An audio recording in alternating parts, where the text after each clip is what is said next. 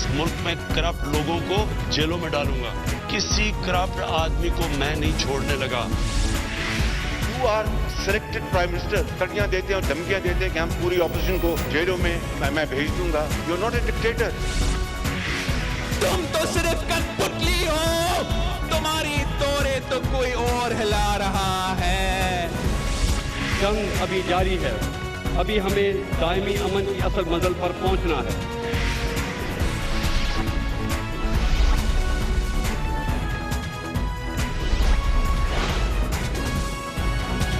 आप देख रहे हैं खबरों, तबसरों और तज्जियात पर मबनी पाकिस्तान का सबसे मोतबर न्यूज शो दुनिया, कामरान खान के साथ। अस्सलाम वालेकुम, मैं हूं कामरान खान। भारत के हालिया इलेक्शन में क्लीन स्वीप करने वाले नरेंद्र मोदी ने आज दूसरी बार वजारत उज़्मा का हल्फ उठाया। भारतीय सदर रामनाथ कोविंद ने ऐवान सदर में नरेंद्र मोदी और उनकी काबीना से हल्फ लिया। तकरीब में 8000 मेहमानों ने शिरकत की।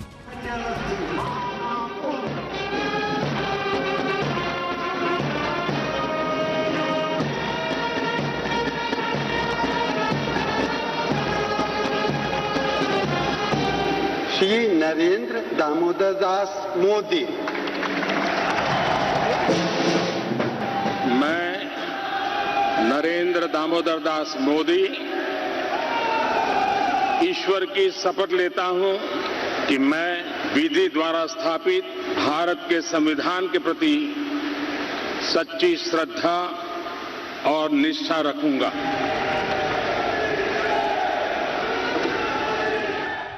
भारतीय इलेक्शन में मरकजी हुकूमत बनाने के लिए 272 नशस्तों की ज़रूरत थी, लेकिन नरेंद्र मोदी की बीजेपी ने 303 और इत्तेहादियों के साथ मिलकर 352 नशस्तें हासिल की, जबकि दूसरी बड़ी जमात कांग्रेस और उसके इत्तेहादी सिर्फ 91 सीट्स ले सके।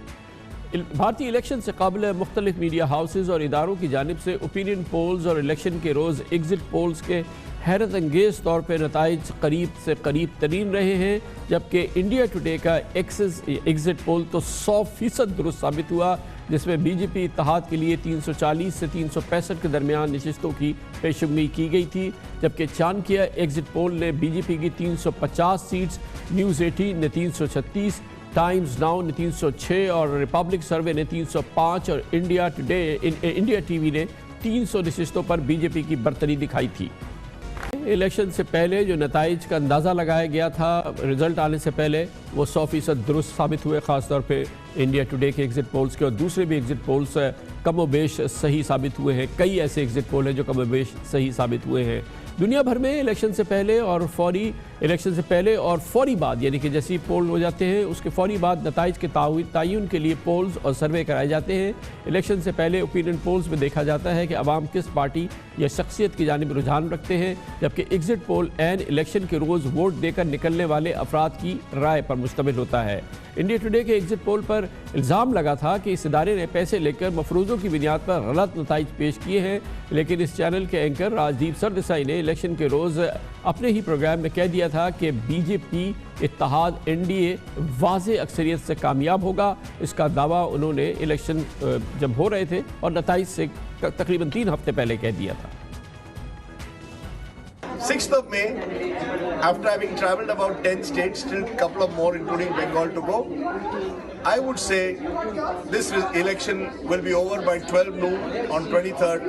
NDA to get more than 300, almost the same number if not more than they got in 2014. ऐसे ही हुआ। दिलचस्प बात यह है कि भारतीय पोल्स और सर्वेस के बरक्स अमेरिका में जब सदारती इलेक्शन हुए थे और मुख्तलिफ इदारों के पोल्स के नताइज बिल्कुल उलट साबित हुए थे, और तमाम अंदाज़ों के बरक्स डोनाल्ड ट्रंप ने हिलरी क्लिंटन को शिकस्त देके सदारत का ओहदा सवाल लिया था। 2016 में होने वाले अमेरिकी इलेक्शन से एक रोज़ पहले तक तमाम सर्वे और पोल्स हिलरी क्लिंटन को वाज़े बरतरी दिखा रहे थे, लेकिन इस दफ़ा इंडिया में जो एग्जिट पोल्स आए हैं, जो सर्वेज हुए थे, वो मिनिमम बल्कि काफ़ी हद तक एक्यूरेट साबित हुए हैं। इस मौजू में बात करते हैं और इस पोल्स के और सर्वेस की बहुत एक्सपर्टीज़ है SDPI की, जो कि हमारी एक NGO है, और उसके एग्जीक्यूटिव डायरेक्टर जनाब आबिद कय्यूम सुलेरी हमारे साथ मौजूद हैं। बहुत बहुत शुक्रिया सुलेरी साहब, आपने हमें ज्वाइन किया है। ये बड़ा मज़ेदार हुआ है इंडिया में जो पोल्स हुए, फिर उसके बाद जब पोलिंग हुई तो एग्ज़िट पोल्स हुए, اس کے نتائج جو سامنے آئے وہ بڑے زبردست طریقے سے کئی نتائج بہت زیادہ ایکوریٹ ثابت ہوئے ہیں. یہ کیسے منعقد ہوتے ہیں اور کیا طریقہ کار رہتا ہے اس کا؟ سب سے پہلی بات تو یہ کہ جو الیکشن سے پہلے جو لوگوں کی اپینین دریافت کی جاتی ہے اس کو سروے یا پری الیکشن پول کہا جاتا ہے. جو ایگزٹ پول کی جو بات کی جا رہی ہے، ایگزٹ پول کا لفظ تو انڈین میڈیا نے بھی استعمال کیا، پاکستانی میڈیا بھی یوز کرتا ہے، لیکن الیکشن کمیشن آف انڈیا کے مطابق ایگزٹ پول کرنے کی ممانعت ہے وہاں پہ. یعنی آپ کسی ووٹر سے باہر نکلتے ہوئے یہ نہیں پوچھ سکتے کہ اس نے کس پارٹی کو ووٹ دیا. جو سرویز ہوتے ہیں، سرویز میں یہ دیکھا جاتا ہے کہ سیمپل جو ہے وہ کتنا ریپرزینٹیٹیو ہے. یعنی وہ جو اگر انڈیا یا پاکستان جیسے ممالک کی ہم بات کرتے ہیں تو وہاں پہ لوگ جو ہے ذات پات کی بیسس پہ ان کی تقسیم ہے، وہ اربن رورل بیسس پہ ان کی تقسیم ہے، وہ کتنے خواندہ یا ناخواندہ ہیں اس پہ ان کی تقسیم ہے، جنس کی بنیاد پہ تقسیم ہے، یہ ساری چیزیں. اور پھر عمر کے لحاظ سے وہ ان کی کس ایج بریکٹ میں آتے ہیں، ڈیموگرافک فیکٹرز کیا ہیں. تو آپ اپنے سیمپل کو جتنا ڈیموگرافکلی ریپرزینٹیٹیو بنا سکتے ہیں وہ آپ کا رزلٹ اتنا ہی بہتر آتا ہے. اور یہی ایک ٹیکنیک ہوتی ہے جو استعمال ہوتی ہے. اگر ہم اس دفعہ کی انڈیا کے جو الیکشن کو دیکھیں اس میں کہ ظاہری بات ہے کہ جب آپ اس کے ٹوٹل ووٹرز کو دیکھتے ہیں 60% اس کا ٹرن آؤٹ تھا ووٹرز کا. یہ ایک ہیوج ٹرن اوور ہے. اور اس کے لحاظ سے آپ صرف سیمپل کی سائز پہ نہیں جا سکتے، اس میں اس کو یہ دیکھنا ہوتا ہے کہ کتنا ریپرزینٹیٹیو ہے.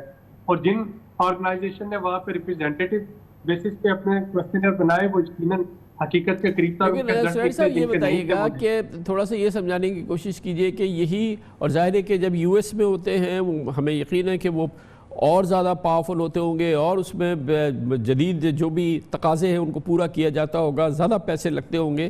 مگر یو ایس کے جب الیکشن ہوئے تھے 2016 کے، اس میں جو سرویز ہوئے تھے، جو پولز ہوئے تھے، وہ سب تقریباً غلط ثابت ہوئے. جبکہ انڈیا میں جو یہ سرویز ہوئے یہ سارے بہت زیادہ ایکوریٹ ثابت ہوئے. کیا وجہ ہو سکتی ہے؟ جی دیکھیے، انڈیا میں بھی اگر آپ پچھلے سال ہونے والے 3 اسٹیٹ جو الیکشن تھے، مدھیہ پردیش کا، چھتیس گڑھ کا اور راجستھان کا، تو سارے جو مین سٹریم سرویز اور پولز سے وہ یہی کہہ رہے تھے کہ وہاں پہ بی جے پی جیتے گی لیکن وہاں پہ کانگریس جیت گئی. تو یہ ضروری نہیں ہوتا کہ جس وقت کوئی آرگنائزیشن سروے کر رہی ہوتی ہے اس دن اور جس دن جو ووٹر ہے اپنا ووٹ ڈالنے جائے گا اس دن کے معروضی حالات یکساں ہوں. مثلا اگر ہم پاکستان کی بات کرتے ہیں، آپ کسی جگہ پہ سروے کرنے چلے جائیں، اس دن لوڈ شیڈنگ ہے یا اس دن پیٹرول کا ریٹ بڑھا ہے یا اس دن کوئی اور ایسا فیکٹر ہوا ہے جس کی وجہ سے کہ لوگ جو ہیں وہ حکومت کی پالیسی سے نالا ہیں، تو جو ہی آپ ان سے پوچھیں گے کہ کیا یہ پارٹی جو ہے آپ اس کو ووٹ دینا پسند کریں گے یا آپ دوبارہ آئے، یہ اس کے دوبارہ آنے کے چانسز ہیں، تو لوگوں کا جواب نفی میں ہوگا. لیکن جب آپ ان سے اگر اس دن حکومت نے کوئی اچھی پالیسی اناؤنس کر دی ہے، کوئی اچھا اقدام لے لیا ہے، اس دن لوڈ شیڈنگ نہیں ہوئی یا پیٹرول کا ریٹ نہیں بڑھے، تو اگر آپ اس دن سروے کرنے جائیں گے تو وہی لوگ جو ہیں وہ حکومت سے بہت خوش ہوں گے. تو میرا خیال ہے کہ جو انڈیا کے سروے تھے اس میں فیبرری کے جو پاکستان اور بھارت کا جو تنازع تھا وہ ایک میجر فیکٹر رہا ہے. یہی وجہ ہے کہ اس دفعہ کے جو سرویز ہیں انڈیا میں وہ کافی آپ کو کلوز نظر آ رہے ہیں. وہی آرگنائزیشن نے جب پچھلے سال اسٹیٹ لیول پہ سروے کیے تھے تو ان میں اتنی کلوزنس جو تھی وہ آپ کو نہیں مل رہی تھی رزلٹ کی ایکوریسی کے حوالے سے. عابد قیوم سلیری ہمارے ساتھ موجود تھے. حل تو آج اٹھائے نریندر مودی نے دوسری بار وزیر اعظم کے حیثیت سے، بھارتی وزیر اعظم کی حیثیت سے، لیکن الیکشن جیتنے کے بعد سے ہی بی جے پی کی کامیابی کے فوراً بعد ہی بلکہ مقبوضہ کشمیر میں بھارتی افواج کی اور سیکیورٹی فورسز نے قہر کی ایک نئی لہر چلا دی تھی. انتخابات کے بعد سے بھارتی فورسز مسلسل کشمیریوں کے ساتھ خوفناک جھڑپوں میں درندگی کی بنیاد پر تشدد کر رہی ہے اور بہت زیادہ اس وقت تشدد کی اطلاعات ہیں جو مسلسل مقبوضہ کشمیر سے آ رہی ہیں. بھارتی فوج نے آج ہی سوپور میں سرچ آپریشن کے دوران فائرنگ کر کے 2 کشمیری نوجوانوں کو شہید کیا. بھارتی فوج الیکشن کے بعد پچھلے 5 روز میں مختلف اضلاع میں شہید کمانڈر برہان الدین وانی کے قریبی ساتھی ذاکر موسیٰ سمیت 5 نوجوانوں کو شہید کر چکی ہے. نوجوانوں کو ضلع اسلام آباد جبکہ ایک کو بندی پورہ میں شہید کیا گیا. اس کے خلاف بڑے پیمانے پر مظاہرے ہو رہے ہیں. پوری مقبوضہ جموں کشمیر کی وادی میں کشمیری مرد، عورتیں، جوان، بچے سڑکوں پہ نکلے ہوئے ہیں.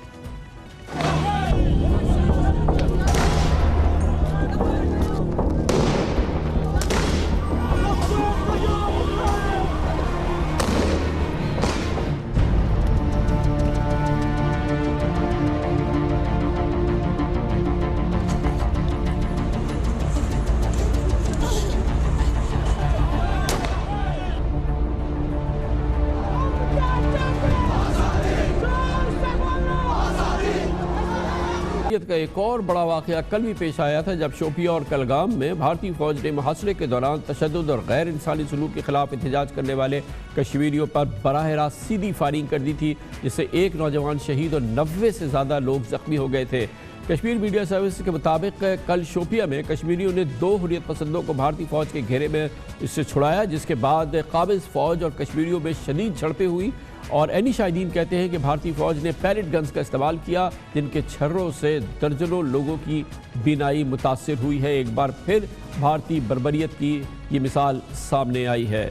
کمرشل بریک اور اس کے بعد ذکر کریں گے پاکستان کے ایئرپورٹس پہ اگر کوئی میڈیکل ایمرجنسی ہو جائے تو اس سے نمٹنے کا کوئی سامان موجود نہیں ہے۔ سول ایویشن اس معاملے میں اس نے بنیادی سہولیات بھی مؤثر انداز میں وہاں فراہم نہیں کی ہیں۔ اس پورے معاملے کے حوالے سے اب عدالت کا دروازہ کھٹکھٹایا گیا ہے۔ انسانی مسئلہ ہے اور بہت امپورٹنٹ مسئلہ ہے، اس کی بات کرتے ہیں چھوٹے سے وقفے کے بعد۔ پاکستان میں ہوائی سفر کرنے والوں کو علم میں شاید یہ بات ہو یا نہ ہو، مگر یہ بڑی تلخ حقیقت ہے کہ پاکستان کے ایئرپورٹس پہ کسی بھی ایمرجنسی میڈیکل ایمرجنسی سے نمٹنے کا کوئی مؤثر انتظام نہیں ہے۔ ایئرپورٹس پہ اگر کوئی سیریس میڈیکل ایمرجنسی ہو جائے تو وہاں کوئی proper facilities, proper arrangement civil aviation authority نے نہیں کیے ہوئے ہیں، اور شاید اس لحاظ سے پاکستان کے ایئرپورٹس اس معاملے میں دنیا میں ان کی یہ ایک بدترین مثال ہے جو کہ قائم ہوئی ہے۔ پاکستانی ایئرپورٹس پہ کیونکہ کوئی اس قسم کی فیسلٹی نہیں ہے اور گو کہ اس کی ذمہ داری اور اس کی بندوبست کرنا سول ایویشن کا کام ہے، لیکن لگ یہ رہا ہے کہ سول ایویشن اتھارٹی اس معاملے پہ ابھی تک ہاتھ پہ ہاتھ دھرے بیٹھی ہے، جس کے بعد عوامی مفاد کے اس اہم معاملے پر اب عدالت کا دروازہ کھٹکھٹایا جا رہا ہے۔ جنوری 2018 کو ایک بہت بڑا سانحہ ہوا تھا۔ ملک کے معروف خالوندان اور سابق وزیر قانون جناب اسد ظفر کے صاحبزادے اور اس وقت کے نگراں وزیر قانون جناب بیرسٹر علی ظفر کے بھائی طارق ظفر کراچی کے جناح انٹرنیشنل ایئرپورٹ پر دل کا دورہ پڑنے سے انتقال کر گئے تھے، جس کے بعد ان دونوں شخصیات نے ایئرپورٹ پر طبی سہولیات کی فراہمی کے لیے سندھ ہائی کورٹ سے اب رجوع کیا ہے۔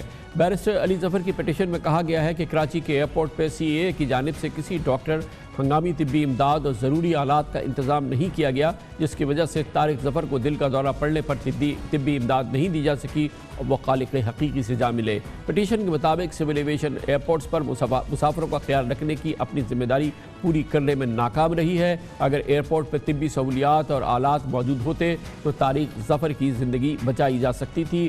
درخواست گزار کے مطابق سول ایویشن اتھارٹی ایئرپورٹس پر اسٹریچر، ایمبولنس اور دیگر ضروری آلات مہیا کرنے میں ناکام رہی ہے۔ یہ ایک مجرمانہ غفلت ہے۔ CAA کو آئین پاکستان کے بنیادی حقوق کے تحت مذکورہ سہولتیں فراہم کرنے کا پابند کیا جائے اور مجرمانہ غفلت پر متعلقہ حکام کے خلاف کارروائی کی جائے۔ مؤثر پٹیشن ہے، ضروری پٹیشن ہے، گو کہ واقعہ جناب علی ظفر کے بھائی کا ہے، لیکن یہ پتہ نہ جانے کتنے پاکستانی مسافر پاکستان کے ایئرپورٹس پہ اس انتہائی ٹریجک صورتحال سے گزرتے ہیں۔ اس پورے معاملے پہ اور اس عدالتی جو یہ پٹیشن دائر ہوئی ہے اس پر بات کرنے کے لیے جناب علی ظفر ہمارے ساتھ موجود ہیں۔ بہت بہت شکریہ علی ظفر صاحب۔ بتائیے گا، یہ ڈیفینیٹلی بڑا ٹریجڈی تھا، بہت ہی بڑا واقعہ تھا آپ کے بھائی کے حوالے سے جن کو ہارٹ اٹیک ہوا تھا while he was at the airport۔ آپ کیا کہہ رہے ہیں؟ وہاں بالکل کوئی فیسلٹیز نہیں تھی اور یہ کراچی کا جناح انٹرنیشنل ایئرپورٹ ہے اور ظاہر ہے کہ ایک کارڈیک پیشنٹ کو تو ٹائملی اٹینڈنس بہت ضروری ہوتی ہے۔ جی میں ساتھ ہی تھا ان کے جب یہ واقعہ ہوا۔ ہم ابھی ایئرپورٹ سے لینڈ ہی کیا تھا پلین اور ایئرپورٹ انٹر ہی کیا تھا تو ان کو یہ کارڈیک اریسٹ ہوا، اور اس وقت وہ جب گرے تو جہاں عملہ تھا سارا وہ بالکل کنفیوز طریقے سے کھڑے تھے۔ ڈاکٹر کی جب بات کی انہوں نے کہا جی ڈاکٹر اویلیبل نہیں ہے۔ اسٹریچر منگوایا، اسٹریچر انہوں نے کہا جی ٹوٹا ہوا ہمارے پاس ہے نہیں، لیکن ایک ایمرجنسی کا کاؤنٹر ہے لگا ہوا جناح ہسپتال جناح ایئرپورٹ پہ، وہاں لے جاتے ہیں۔ ویل چیئر پہ ان کو لے جانا پڑا۔ جب ہم وہاں پہنچے تو کاؤنٹر پہ کوئی نہیں تھا اور ایک دروازہ تھا جو انہوں نے کہا جی یہ اسٹور روم کے طور پہ استعمال ہوتا ہے، ہمارے پاس تو کوئی ایمرجنسی کی اکوپمنٹ بھی نہیں ہے اس قسم کی سچویشن کو ہینڈل کرنے کے لیے۔ جب ان سے کہا ایمبولینس منگوائے تو انہوں نے کہا جی کوئی اسٹینڈ بائی ایمبولینس بھی نہیں ہے۔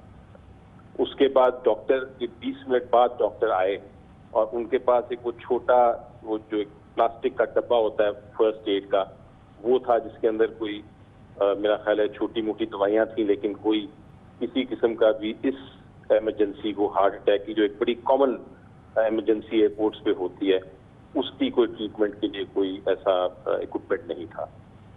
ایمبولینس بھی کوئی آدھے گھنٹے بعد آئی اور I think by that time اتنا وقت گزر گیا تھا کہ کسی قسم کا بچانے کا امکان نہیں تھا.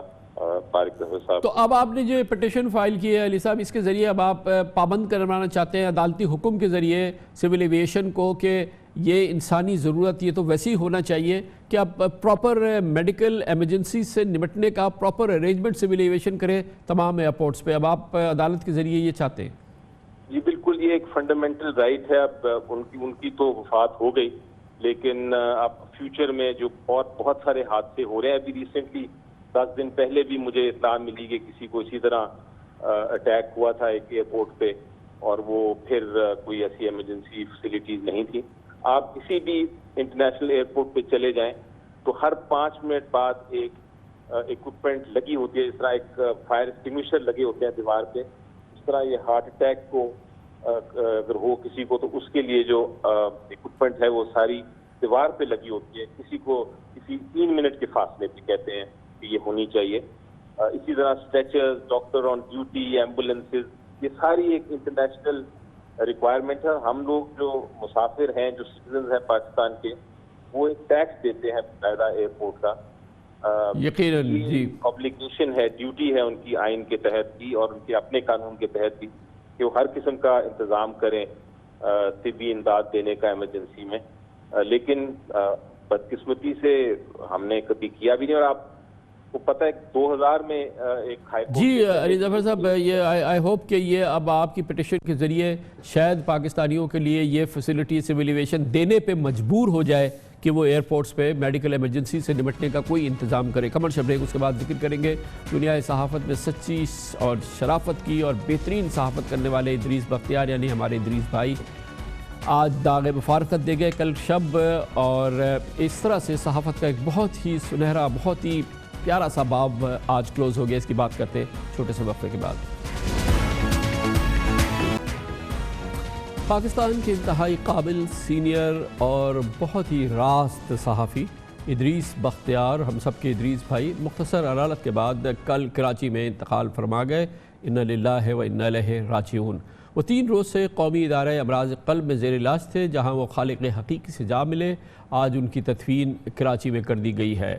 14 مئی 1945 کو پیدا ہونے والے ادریس بختیار اپنے منفرد طرز تحریر کی وجہ سے اور راست صحافت کی وجہ سے، سچی صحافت کی وجہ سے، اور بہت ہی ایک دل جمعی سے صحافت کرنے والے صحافیوں میں ان کا ایک بڑا منفرد مقام تھا، اور ہر لحاظ سے ان کو ایک استاد کا درجہ حاصل تھا. انہوں نے عملی صحافت کا آغاز ڈیلی انڈس ٹائمز حیدرآباد سے کیا تھا. اس کے بعد وہ طویل عرصے تک روزنامہ اسٹار سے منسلک رہے. روزنامہ جنگ میں شورش دل کے عنوان سے باقاعدگی سے کالم لکھتے رہے تھے، اور ان کی صحافت کا ایک طویل عرصہ BBC اردو سروس کے ساتھ گزرا، جہاں پر وہ کراچی کے حوالے سے BBC اردو سروس کے لیے رپورٹنگ کرتے تھے. سنیچر 16 دسمبر کے سیربین کے ساتھ سمرہ فاطمہ کا سلام. BBC کے سابق نامہ نگار ادریس بختیار 1971 میں بھی صحافت سے وابستہ تھے. میں نے ان سے بات کی اور ان سے پوچھا کہ انہیں 16 دسمبر 1971 کے بارے میں کیا یاد ہے. مجھے 16 دسمبر 1971 کے بارے میں سب کچھ اسی طرح یاد ہے جس طرح 16 دسمبر 1971 کو یاد تھا کہ ہمارے سامنے خبریں آتی تھیں، جو غیر ملکی ایجنسیاں تھیں ان کی خبریں ہم اخبارات کو بھیجتے تھے، تھوڑی سی بھیجتے تھے، باقی سب ایک دراز میں بھر بھر کے رکھتے جاتے تھے. سینئر اور بے باک صحافی ادریس بختیار نے 18 برس کی عمر میں حیدرآباد سے شائع ہونے والے انگریزی اخبار انڈس ٹائم سے اپنے کیریئر کی ابتدا کی. انہوں نے خبر رساں ایجنسی PPI کے علاوہ عرب نیوز جدہ اور روزنامہ جسارت میں بھی کام کیا. ادریس بختیار 32 برس تک ڈان گروپ کے ساتھ رہے، جہاں وہ طویل عرصے تک ہیرلڈ کے ساتھ وابستہ رہے. اس کے علاوہ انہوں نے BBC، Voice of America, Telegraph اور جیو نیوز میں بھی خدمات سر انجام دی. حکومت پاکستان نے صحافتی شعبے میں ادریس بختیار کی نمایاں خدمات کو سراہتے ہوئے انہیں صدارتی ایوارڈ برائے حسن کارکردگی سے بھی نوازا. صحافت سے منسلک افراد کا کہنا ہے کہ ادریس بختیار کی پیشہ ورانہ زندگی کو دیکھتے ہوئے انہیں سچا اور مکمل صحافی قرار دیا جا سکتا ہے. ادریس بختیار نے تمام زندگی خبر کے میرٹ پر کبھی سمجھوتا نہیں کیا اور اختلاف رائے کے باوجود غیر جانبداری کے سنہرے اصول پر قائم رہے۔ ادریس بختیار صحافتی تنظیموں کے حوالے سے بھی خاصے سرگرم تھے اور آج کل مالی بحران کے شکار میڈیا کے حالات پر اظہار خیال کرتے رہتے تھے۔ انہیں مختلف اخبارات اور نیوز چینلز میں اسٹاف کی تنخواہوں کی عدم ادائیگی پر صحافتی شعبے سے تعلق رکھنے والے تمام افراد کے مالی مسائل کا بخوبی اندازہ تھا۔ ادریس بختیار صاحب کا صحافتی جو تجربہ تھا، جو زندگی تھی، وہ طویل عرصہ انہوں نے BBC اردو سروس کے لیے پاکستان سے رپورٹنگ کرنے میں گزارا۔ BBC اردو سروس کے ساتھ ان کی بہت ہی شدت کی اور بہت ہی طویل ان کا ساتھ تھا۔ اس موضوع پہ بات کرتے ہیں اور اس کے لیے ہمارے ساتھ لندن سے جوائن کر رہے ہیں بہت ہی سینئر براڈ کاسٹر ہیں BBC اردو سروس کی، ہم سمجھتے ہیں وہ شناخت ہے، محترم شفیع نقی جامی ہمارے ساتھ موجود ہیں۔ بہت بہت شکریہ شفیع بھائی۔ ادریس بھائی کے حوالے سے کچھ آپ ارشاد فرمائیں، کچھ جملے آپ ادریس صاحب کے حوالے سے کچھ آپ فرما سکیں۔ شکریہ کامران بھائی۔ میں جس تک ادریس بختیار کو کچھ کہنا چاہ رہا ہوں، مجھے لفظوں نے کبھی مایوس نہیں کیا۔ آج میں لفظوں کو جمع کر رہا ہوں۔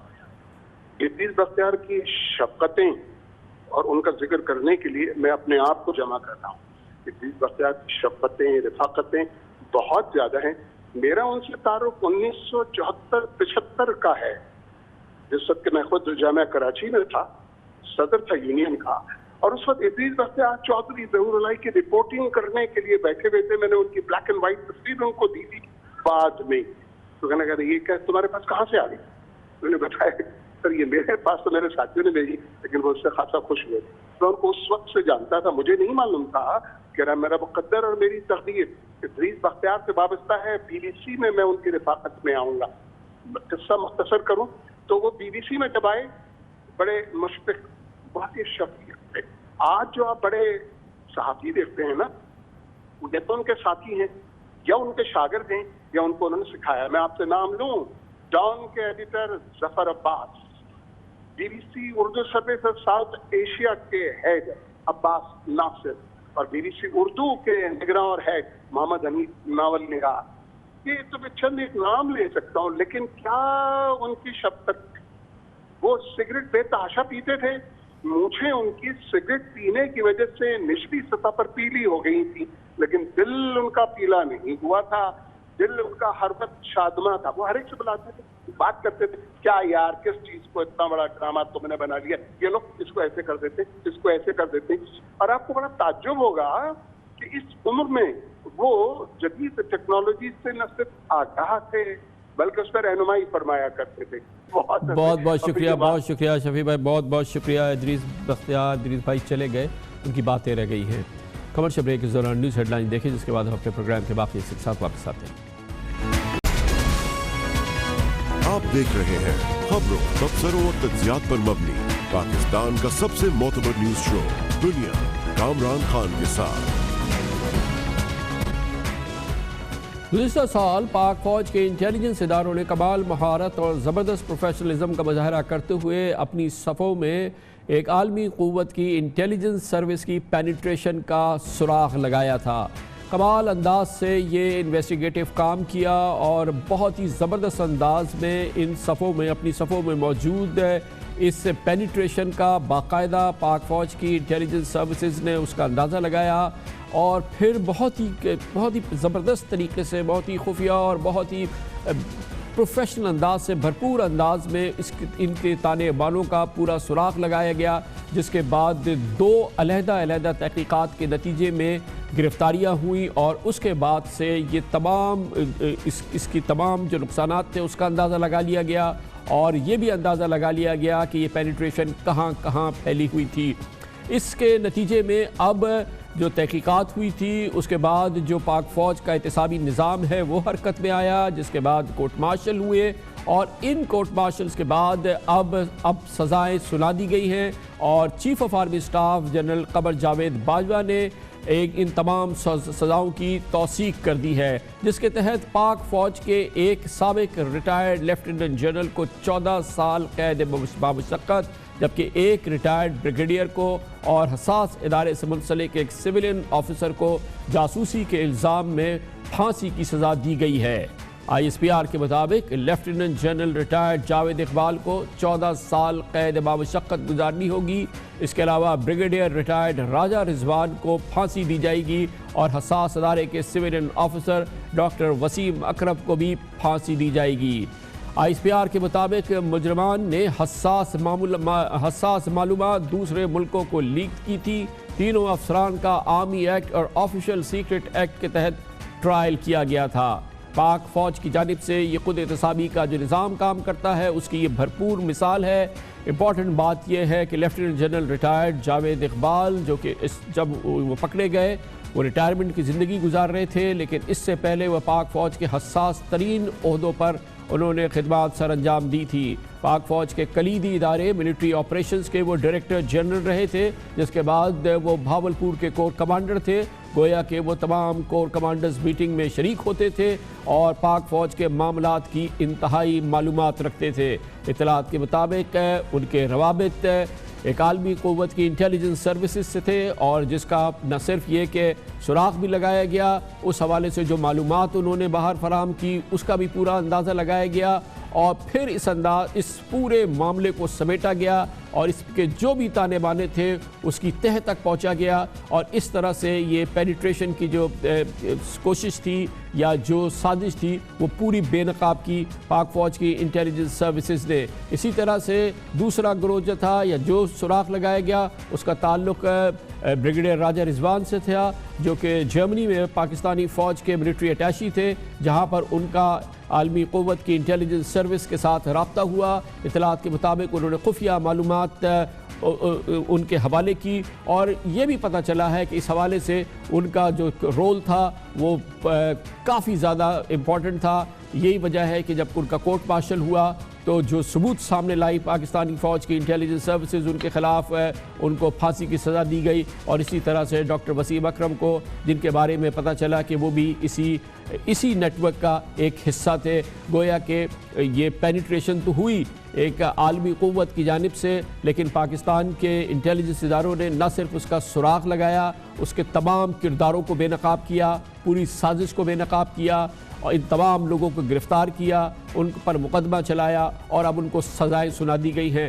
عبرت کا نشان بنایا گیا ہے ان تمام لوگوں کو جنہوں نے وطن کے ساتھ اور اپنے ادارے کے ساتھ، پاک فوج کے ساتھ انہوں نے غداری کی۔ نہ صرف وہ پکڑے گئے ہیں، فوج ان کو بھرپور انداز میں وہ فوجی احتساب کے نظام سے گزرے ہیں، سزائیں ایسی دی گئی ہیں کہ وہ ایگزامپل بنی ہیں۔ نہ صرف یہ کہ ان کو سزائیں دی گئی ہیں، بلکہ فوج کی سروس کے دوران ان کو جو بھی مراد ملی جو کہ ان کے سروس کے حوالے سے ملتی ہیں، وہ تمام چیزیں فوج ان سے واپس لے گی۔ ان کے پاس کسی قسم کا کوئی ایسا مراد موجود نہیں رہے گی جو کہ ان کو سروس کے دوران ملی ہے۔ نہ صرف یہ کہ ان کی قسمت میں بدنامی آئی ہے، ان کی قسمت میں ایک الٹیمیٹ ڈسگریس جو ہے وہ ان کے سامنے ملا ہے، ان کے خاندان والوں کو یہ سفر کرنے کو ملا ہے، مگر اس کے ساتھ یہ بات ثابت ہوئی کہ پاک فوج کا نظام ایک مضبوط اور ٹھوس نظام ہے جو کام کر رہا ہے۔ اس کی انٹیلیجنس سروسز چوکنا ہیں، ہوشیار ہیں، اور وہ اس قسم کے تمام حربوں سے نمٹنے کی نہ صرف صلاحیت رکھتی ہیں بلکہ اس کے خلاف بھرپور کارروائی بھی کر سکتی ہیں، جس کی یہ مثال موجود ہے، جس میں کہ یہ آفیسرز کو پکڑا گیا ہے، ان سے جڑی تمام سازش کو بے نقاب کیا گیا ہے، ان کو نشان عبرت بنا دیا گیا ہے۔ احتساب کا زبردست نظام ہے جو فوج نے قائم کیا ہے، اور اس حوالے سے باقاعدہ پاک فوج کے افواج پاکستان کے ترجمان میجر جنرل آصف غفور کہہ چکے ہیں کہ پچھلے چند سالوں کے دوران جو ڈسپلنری ایکشنز ہوئے ہیں، جو لوگوں نے پاک فوج کے ڈسپلن کی خلاف ورزی کی ہے، ان کے خلاف بھرپور کارروائی ہوئی ہے، اور سینکڑوں ایسے اہلکار ہیں جن کے خلاف آرمی میں ڈسپلن کے حوالے سے کارروائیاں ہوئی ہیں۔ ہمارا ایک پورا ڈسپلن رجیم ہے، ہماری ایک پوری برانچ ہے جس کو 3 سٹار ہیڈ کرتا ہے، اس کے اندر 2 سٹار بھی ہیں۔ ان کا کام صرف افواج پاکستان کا ڈسپلن اکاؤنٹیبلٹی کرنا ہے. کوئی کسی بھی قسم کے ان لافل ایکٹیویٹی میں، خواہ وہ کرپشن ہے، مورل ٹرپیچیوڈ ہے، ایون آپ چھٹی جاتے ہیں، ایک دن لیٹ آتے ہیں یا چھٹی لیے بغیر چلے جاتے ہیں، تو وہ بھی اس کا حصہ بنتی ہے، اس کے اوپر پنشمنٹ ملتی ہے. اگر میں صرف 2017-18 کا ذکر کروں تو ان 2 سالوں میں تقریباً 400 جو پاکستان فوج کے آفیسرز ہیں، مختلف افینسز میں ان کو سزا ہوئی ہے. یہ سزا کوشن، وارننگ، ریپریمانڈ، ان کے جو بینیفٹس ہیں اس میں کٹوتی، ان کی تنخواہ میں کٹوتی، ان کو dismiss from service, even jail, اور اس میں ہر رینک کا افسر شامل ہے.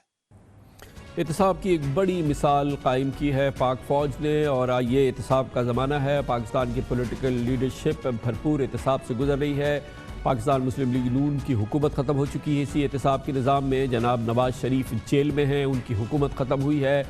پاکستان پیپلز پارٹی کی لیڈرشپ اسی احتساب سے گزر رہی ہے، چاہے بلاول بھٹو زرداری ہو، چاہے آصف علی زرداری ہو، اور دوسری جانب پاکستان مسلم لیگ نون کی لیڈرشپ بھی اسی احتساب سے گزر رہی ہے. اسی احتساب کا سامنا کر رہی ہے پی ٹی آئی کی لیڈرشپ. علیم خان ہم نے دیکھا کہ نیب نے گرفتار کیا. جہانگیر ترین صاحب کو اسی احتسابی نظام کے حوالے سے سپریم کورٹ نے سیاست سے تاحیات نااہل قرار دے دیا ہے.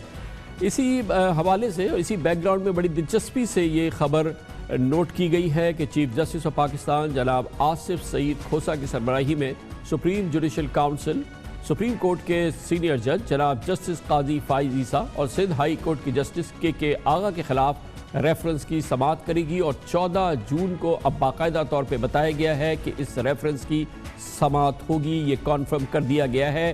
سپریم جوڈیشل کاؤنسل نے اس سلسلے میں اٹارنی جنرل انور منصور خان کو آج نوٹس بھی جاری کر دیا گیا ہے. جسٹس قاضی فائز عیسیٰ اور جسٹس کے آغا کے خلاف اطلاعات کے مطابق بیرون ملک پراپرٹیز ہونے اور ان کو ڈکلیئر نہ کرنے پر کا الزام ہے، اور اس پر صدر مملکت جناب عارف علوی نے آئین کی شق 209 کے تحت ان کے خلاف ریفرنس سپریم جوڈیشل کاؤنسل میں بھیجا تھا. ہمیں بتایا گیا ہے اور کہا جاتا ہے کہ مبینہ طور پہ جسٹس قاضی فائز عیسیٰ کی فیملی یعنی کہ ان کی وائف اور بچوں کے نام پر لنڈن میں 3 پراپرٹیز ہیں، اور یہ تینوں پراپرٹیز ڈکلیئر نہیں ہوئی ہیں. ہمیں بتایا گیا ہے کہ یہ پراپرٹیز جج صاحب کو، کیونکہ ان کی فیملی کے نام تھی، ان کی وائف کے نام تھی، یہ یہاں پہ ڈکلیئر ہونی تھی. آرٹیکل 209 کے تحت supreme judicial council chief justice of Pakistan کی سربراہی میں سپریم کورٹ کے 2 سینئر ترین جج اور ہائی کورٹس کے 2 سینئر ترین چیف جسٹس صاحبان پر مشتمل ہوتی ہے. یعنی وہ جو سپریم جوڈیشل کاؤنسل ان معاملوں کو دیکھے گی اس کی سربراہی جناب جسٹس آصف سعید کھوسہ کریں گے. اس میں جسٹس گلزار احمد اور جسٹس شیخ عظمت سعید ہوں گے، اور 5 ہائی کورٹ کے 2 سینئر ترین چیف جسٹس صاحبان یعنی سندھ ہائی کورٹ کے چیف جسٹس علی احمد شیخ اور پشاور ہائی کورٹ کے چیف جسٹس وقار احمد پر مشتمل ہوگی یہ سپریم جوڈیشل کاؤنسل، جو اپنے برادر جج کے متعلق شکایات پر فیصلہ کرے گی. آج معاون خصوصی اطلاعات فردوس عاشق آوان نے میڈیا کو بتایا کہ سپریم جوڈیشل کاؤنسل نے اٹارنی جنرل اور متعلقہ اسٹیک ہولڈرز کو نوٹس جاری کر دیے ہیں، اور آئندہ کا لائحہ عمل میڈیا کو بتایا جائے گا. سپریم جوڈیشل کونسل نے نوٹس جاری کیے ہیں 14 جون کے لیے اٹارنی جنرل آف پاکستان کو اور متعلقہ اسٹیک ہولڈرز کو.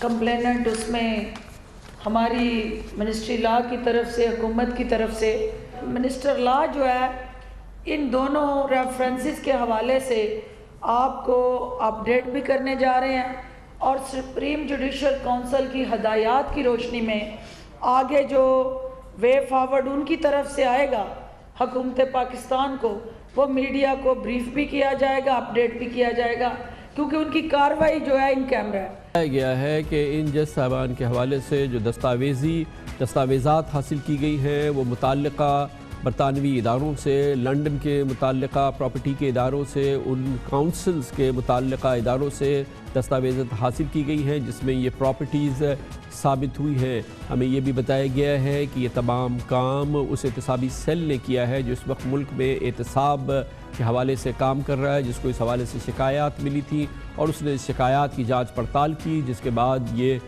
مبینہ ثبوت لنڈن سے حاصل کیا گیا ہے۔ یہ وہی احتسابی سیل ہے جو وزیر اعظم سیکریٹریٹ میں کام کر رہا ہے، جس کی بنیاد پر یہ معلومات حکومت نے پریزیڈنٹ کو بھیجی اور وہاں سے یہ ایک ریفرنس کی صورت میں فائل کی گئی ہے سپریم جوڈیشل کاؤنسل میں۔ اس میں الزام عائد کیا گیا ہے کہ اعلیٰ عدلیہ کے معزز جج صاحب نے یعنی کہ جسٹس قاضی فائز عیسیٰ نے مبینہ طور پہ اپنی ویلتھ سٹیٹمنٹ میں اپنی فیملی کی جو 3 جائیداد ہیں، 3 پراپرٹیز ہیں وائف اور بچوں کے نام، وہ ان کو ظاہر نہیں کیا ہے، جو انکم ٹیکس آرڈیننس کی آرٹیکل 116A کی مبینہ طور پہ وہ ان کو ڈکلیئر کرنا ان کے لیے لازم تھا۔ انکم ٹیکس آرڈیننس کے آرٹیکل 116A کی شق 1 کے تحت ہر ٹیکس دینے والا پاکستانی رہائشی جس کی غیر ملکی آمدن $10,000 سے زائد ہو، $1,00,000 کی مالیت سے زیادہ کی غیر ملکی جائیداد ہو، وہ ایک مخصوص فارم پر اپنے یا کسی اور کے نام منتقل کیے گئے اپنے غیر ملکی اثاثے اور غیر ملکی آمدنی کے مکمل قوائف، واجبات اور اخراجات ڈکلیئر کرے گا۔ آرٹیکل 116A کی شق 2 کے تحت ان لینڈ ریونیو غیر ملکی آمدنی یا بیرون ملک اثاثوں کو ڈکلیئر نہ کرنے پر اس ملکیت کے مالک کو طلب کر سکتا ہے۔ مگر امپورٹنٹ بات یہ ہے کہ یہ پراپرٹیز جو تھی یہ جسٹس قاضی فائز عیسیٰ کے نام پر نہیں ہے۔ دوسری پراپرٹی جو کہ جسٹس کے آغا کے حوالے سے بات سامنے آئی ہے اس میں ابہام ہے کیونکہ 2018 میں انہیں اس کو ڈکلیئر تو کیا ہے مگر اس کی ورتھ شاید انہوں نے شو نہیں کی ہے اور اس کی ورتھ شاید 0 دکھائی ہے، جس کے حوالے سے قانونی سوالات ہیں جو سامنے آئے ہیں۔ بہرحال بیرون ملک پراپرٹی کے حوالے سے سب سے امپورٹنٹ بات یہ ہے یہ جو بھی الزامات ہیں اور جو اس کے حوالے سے سب سے امپورٹنٹ بات یہ ہے کہ خود جناب جسٹس قاضی فائز عیسیٰ کا موقف ابھی تک سامنے نہیں آیا ہے۔ کل ہم نے دیکھا تھا کہ انہوں نے خط لکھا ہے صدر پاکستان کو جس میں انہوں نے کہا تھا کہ انہیں ریفرنس کی کاپی فراہم کی جائے اور یہ وہ میڈیا سے سن رہے ہیں کہ ان کے خلاف ریفرنس فائل ہو گیا ہے، مگر ابھی تک یہ بات ہمیں نہیں پتا کہ جسٹس قاضی فائز عیسیٰ کو ریفرنس کی کاپی دی گئی ہے نہیں دی گئی ہے، مگر ہر حال میں ان کا موقف جاننا بہت ضروری ہے۔ یقیناً پاکستان کی عدالت عظمیٰ کے بہت ہی معزز بہت ہی رسپیکٹیبل جج صاحب ہیں اور وہ یقیناً قانون کو سب سے زیادہ سمجھتے ہیں اور یقیناً ان کو سمجھنا بھی چاہیے، اس لیے ہمیں دیکھنا ہوگا کہ وہ اس سلسلے میں کیا موقف رکھتے ہیں، ان کی اپنی ایک قانونی پوزیشن ہوگی اور یہ تمام معاملہ یقیناً یہ وہ معاملہ ہے جو کہ سپریم جوڈیشل کاؤنسل کے مطابق آئے گا۔ بہت ہی حساس معاملہ ہے کیونکہ سینیارٹی لسٹ کے مطابق جسٹس قاضی فائز عیسیٰ 17 ستمبر 2023 سے 26 اکتوبر 2024 تک چیف جسٹس آف پاکستان بنیں گے اور چیف جسٹس آف پاکستان کے حوالے سے یقیناً وہ ایک بہت امپورٹنٹ کینڈیڈیٹ ہے اور یہ پورا معاملہ جو اس وقت ہے یہ سامنے آیا ہے اور اب دیکھنا یہ ہے کہ کیسے انفولڈ ہوتا ہے، سپریم جوڈیشل کاؤنسل کیسے کام کرتی ہے ہم آپ کو بتاتے ہیں۔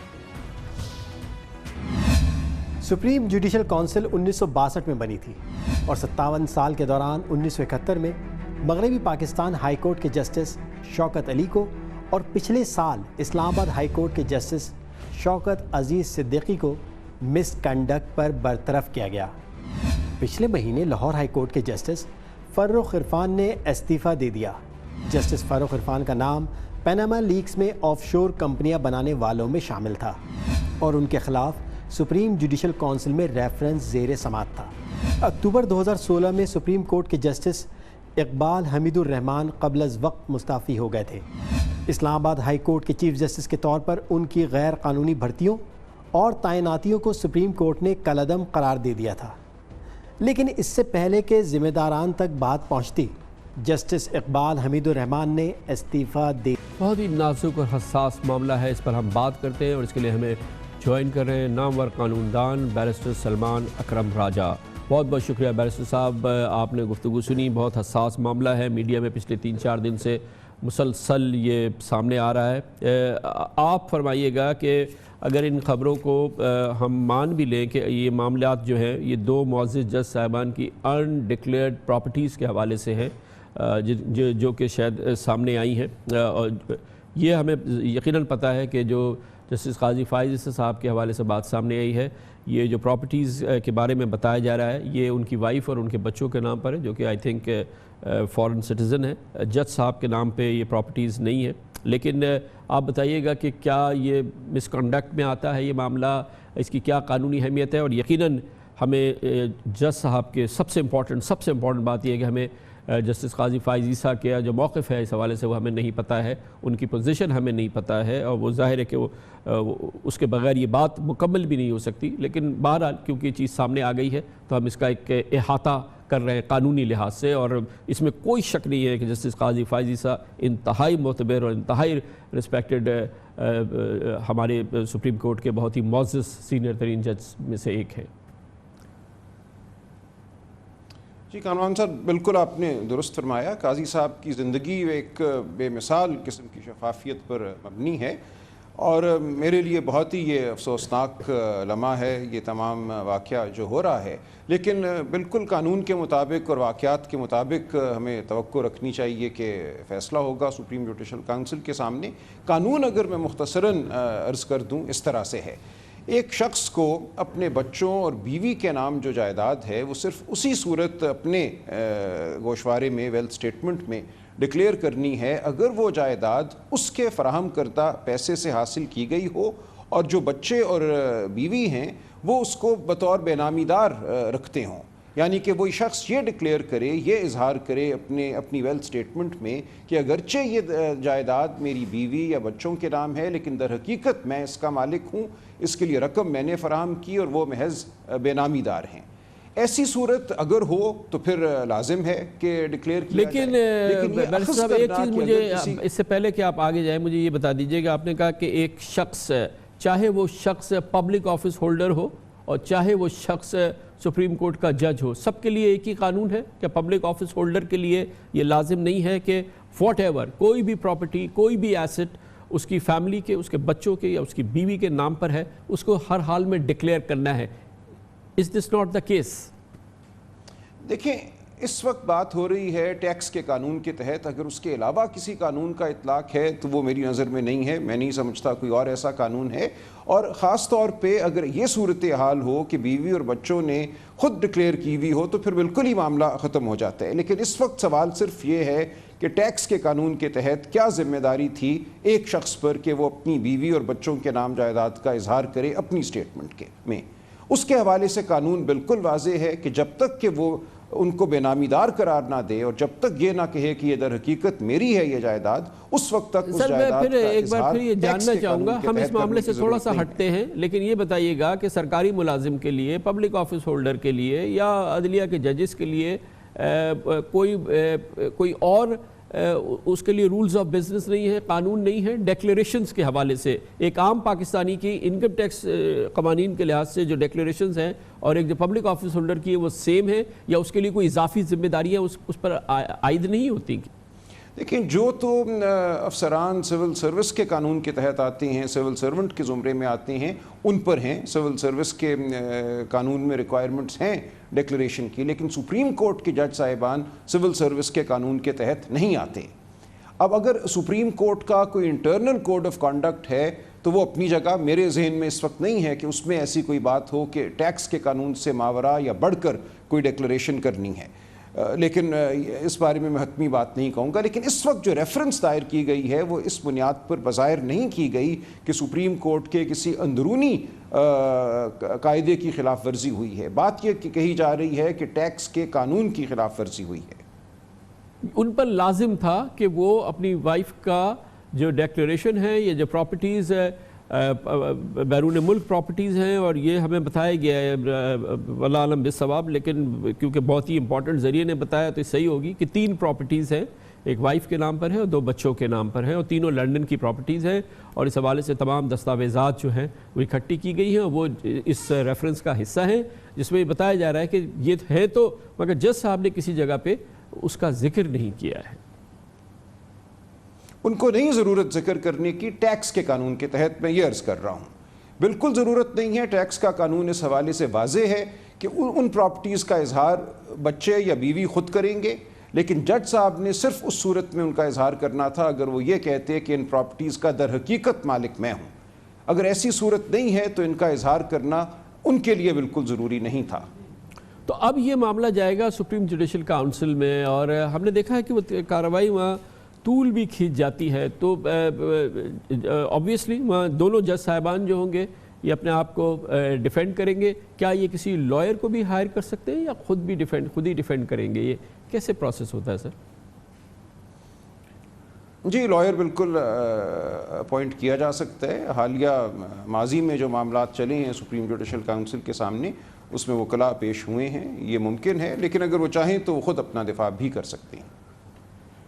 بہت بہت شکریہ بیرسٹر سلمان اکرم راجہ صاحب ہمارے ساتھ موجود ہیں. لیکن معاملہ اتنا سادہ نہیں ہے. جب سے یہ بات سامنے آئی ہے ایک طوفان سا مچا ہوا ہے، خاص طور پہ لیگل حلقوں میں، وکلاء انجمنوں میں. یہ سیاسی معاملہ بن چکا ہے. پہلے ہی Maryam Nawaz Sharif, Bilawal Bhutto Zardari, Peoples Party PMLN کی لیڈرشپ بھرپور انداز میں جناب جسٹس قاضی فائز عیسیٰ کے ساتھ کھڑے نظر آتے ہیں. دونوں جج صاحبان کے ساتھ کھڑے نظر آتے ہیں. وہ اسے حکومت کی سازش قرار دے رہے ہیں، جیسے کہ سیاستدانوں کی ایک پوزیشن ہوتی ہے وہ ہے، مگر یہ اتنا سادہ معاملہ بہرحال نہیں ہوگا. اور کیونکہ ایک بیک گراؤنڈ ہے جسٹس، خاص طور پہ جسٹس قاضی فائز عیسیٰ کا. وکلاء انجمن اس سلسلے میں پہلے ہی احتجاج کی بات کر رہی ہیں، اور ایک ماحول جب اس قسم کا اس سے پہلے جیسے کہ جسٹس افتخار چودھری کے خلاف جب ریفرنس فائل ہوا تھا، ایک ماحول پیدا ہوا تھا. یقیناً ایک بہت ہی ٹینس مومنٹ ہے جو کہ ہم دیکھیں گے اور اس کا ہم آپ کو مزید احاطہ کرتے ہیں. اس وقت ہمارے ساتھ موجود ہیں سپریم کورٹ بار ایسوسی ایشن کے صدر، جو اس سلسلے کی ایک امپورٹنٹ تنظیم ہے، جناب امان اللہ کنورانی ہمارے ساتھ موجود ہیں. امان اللہ صاحب فرمائیے گا کہ سپریم کورٹ بار ایسوسی ایشن کیسی دیکھتی ہے یہ جو ریفرنس فائل ہوا ہے جسٹس قاضی فائز عیسیٰ اور جسٹس کے آغا کے خلاف؟ آپ کی جو تنظیم ہے وہ اس کو فی الحال کس انداز سے دیکھتی ہے؟ صاحب کے ذات کو، کردار کو میلائن کر کے ان کو انڈر پریشر لانا یہ غلط اقدام ہے. اور خاص طور پر جس طرح کے الزامات ہیں اور کوئی الزام نہیں ملا تو پراپرٹی کا الزام لگا دیا. اگر یہ حقیقت میں کوئی ریفرنس ہے وہ بھی بیس لیس ہے، اس لیے کہ قاضی صاحب ماشاءاللہ ورتھ اور ویلتھ کے لحاظ سے کسی سے کم نہیں ہے. وہ اپنے خاندانی لحاظ سے ماشاءاللہ رجے ہوئے.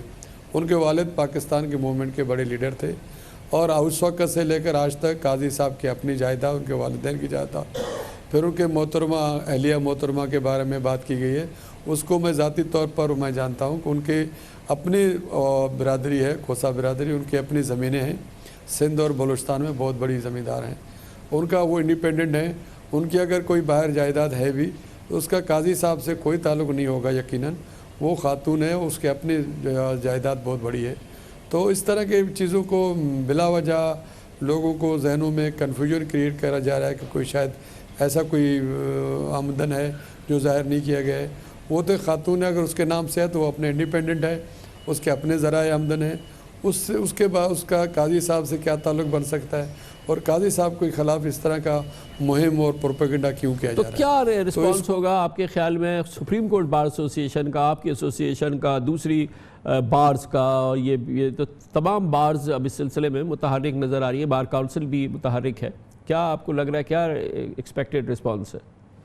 آج کے اجلاس میں اتنا ہی ہوا کہ ہم نے اس حکومت کے جو ارادے ہیں ان کو کنڈم کیا ہے اور کہا کہ اگر ایسے ارادے ہیں وہ اپنے ارادے ترک کر دیں، اور آنریبل جج صاحب کے بارے میں اس طرح کے ریمارکس یا اس طرح کے تاثرات یا اس طرح کے، اور اگر قاضی صاحب کے قانونی معاونت کی بات ہوگی، سپریم کورٹ بار ایسوسی ایشن قاضی صاحب کے دفاع میں کھڑی ہوگی اور اس کے اندر جو الزامات ہیں ان کو مسترد کرے گی. بہت بہت شکریہ امان اللہ کنورانی صاحب، صدر سپریم کورٹ بار ایسوسی ایشن ہمارے ساتھ تھے. آج پاکستان کی تمام بار ایسوسی ایشن میں یہ موضوع بحث ہے، اس پہ گفتگو ہو رہی ہے، رسپانس بنانے کی کوشش کی جا رہی ہے. وکلاء ہر لحاظ سے تنظیمیں بہت ہی متحرک ہیں، اس کی ہم مزید معلومات لیتے ہیں. ہمیں جوائن کر رہے ہیں سندھ ہائی کورٹ بار ایسوسی ایشن کے صدر جناب محمد عاقل، ہمارے ساتھ لاہور ہائی کورٹ بار ایسوسی ایشن کے صدر جناب حفیظ الرحمان چودھری بھی ہیں، اور ہمارے ساتھ لطیف آفریدی صاحب بھی ہیں، Pakistan high court Peshawar high court bar ایسوسی ایشن کے سربراہان ہیں. اور آپ تینوں حضرات سے میرا سوال یہی ہے کہ آپ فرمائیے گا کہ آپ کیسے دیکھ رہے ہیں، قاضی فائز عیسیٰ صاحب کے خلاف ریفرنس فائل ہو گیا ہے، سپریم کورٹ کے جج صاحب ہیں، اور خبریں یہ بتائی جا رہی ہیں کہ ایک ایسا میٹر ہے کہ جو کہ ایلیجڈلی مبینہ طور پہ کہا جا رہا ہے کہ شاید جج صاحب نے اپنے پراپرٹیز ہیں لنڈن کی انہوں نے ڈکلیئر نہیں کی ہیں. اینی ویز جو بھی ہے مگر اب آپ اپنا رسپانس عطا کریں. سندھ ہائی کورٹ بار ایسوسی ایشن کے صدر جناب عاقل, اس کے بعد جناب رحمت اللہ حافظ الرحمان چودھری صاحب لاہور ہائی کورٹ اور جناب Latif Afridi Peshawar high court. Reference بھیجنے سے پہلے ان کی جو ہے اس طریقے سے کردار کشی کرنا, لیکس کے ذریعے بتانا, جب تک ریفرنس فائل نہیں ہوا تھا آپ کو وہ باتیں جو ہے وہ لیک نہیں کرنی چاہیے تھی. دوسری بات یہ کہ قاضی فائز عیسیٰ, جسٹس قاضی فائز عیسیٰ صاحب جو ہے ایک ایسی انٹیگریٹی والے جج ہیں کہ جن پر کوئی بھی شخص جو ہے وہ انگلی نہیں اٹھا سکتا. ہمارا بار کا بڑا پرانا مطالبہ ہے کہ بار یہ کہتی ہے کہ صاحب ہم نے ہمیشہ رول آف لاء کی بات کی ہے, ہم نے ہمیشہ انڈیپینڈنس آف جوڈیشری کی بات کی ہے, اور ہماری جو 2007 کی تحریک تھی وہ رول آف لاء اور انڈیپینڈنس آف جوڈیشری کے لیے تھی. اور جب اس طرح کے کوئی ججز انڈیپینڈنٹلی اپنی رائے کا اظہار کرتے ہیں تو وہ کچھ لوگوں کو ناگوار گزرتی ہے, اور پھر اس کے نتیجے میں یہ اس طرح کے جو ہے ریفرنسز وغیرہ فائل کیے جاتے ہیں. ریفرنسز چونکہ ابھی فائل نہیں ہوا ہے اور اس کی تفصیلات ابھی نہیں آئی ہے کہ کس قسم کے جو ہے اس میں ایلیگیشنز ہیں, تو ابھی اس کے اوپر رائے دینا تو میں سمجھتا ہوں قبل از وقت ہے. کامران خان صاحب, جب بھی کوئی سپریم کورٹ کے ججز کے متعلق یا ہائی کورٹ کے ججز کے متعلق کوئی ریفرنس فائل ہوتا ہے تو اگر تو وکلا اس کو سمجھیں کہ یہ بالکل جائز ہے اور جینون جو ریفرنس دائر کیا گیا ہے, لیکن جو وقت اس وقت ہے ہم سمجھتے ہیں کہ اس کے اندر جو فائز عیسیٰ, جو جسٹس فائز عیسیٰ کے خلاف ریفرنس دائر کیا گیا اور اس میں کچھ ہائی کورٹ کے ججز بھی ہیں, جس وقت یہ دائر کیا گیا ہم سمجھتے ہیں اس وقت کو دیکھتے ہوئے یہ لگتا ہے کہ اس میں گورنمنٹ کی حکومت کی میلا فائڈی شامل ہے, کیونکہ انہوں نے ریسنٹلی ایک ججمنٹ دی ہے جس کے بعد یہ مختلف حوالوں سے وہ لگ رہا تھا کہ گورنمنٹ کو یہ ججمنٹ ان کی کوئی پسند نہیں آئی ہے اور وہ کوئی نہ کوئی ایکشن وہ چاہتے تھے کہ جسٹس فائز عیسیٰ کے خلاف کچھ کریں. تو اب یہ انہوں نے یہ ریفرنس اس بنا پہ ہمیں لگ رہا ہے کہ دیا ہے, اور اس کو وکلا اس کی مذمت کرتے ہیں. پاکستان بار کونسل نے بھی اس کی مذمت کی ہے. میں لاہور ہائی کورٹ کا بینگ پریزیڈنٹ اس کی مذمت کرتا ہوں کہ ہم سمجھتے ہیں کہ وہ جج انڈیپینڈنٹ جج ہیں اور ان کے اوپر کسی قسم کی جو ایلیگیشن اگر جو بھی لگائی گئی ہم سمجھتے ہیں کہ وہ میلا فائڈی بدنیتی پر مبنی ہوگی. سپیریئر جوڈیشری اعلیٰ جو عدلیہ ہے اس کے خلاف ریفرنس فائل کرنا یہ ایک انتہائی سیریس بات ہوتی ہے, اور وہ اس صورت میں کیا جاتا ہے جب جج کے خلاف بڑے سنگین قسم کے الزامات ہوں.